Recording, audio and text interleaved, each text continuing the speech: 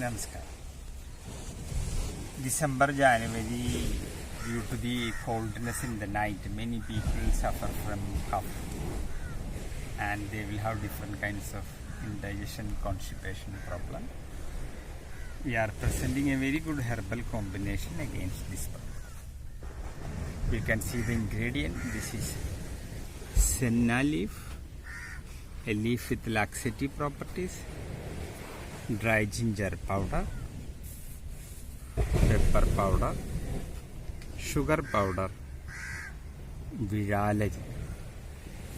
Each 4 item 60 gram, 240 gram sugar powder. Mix it well. 1 spoon powder with half glass hot water 2 times per day. This makes little laxation, this correct the digestion, also this reduce the cough and different disorder due to cold will vanish.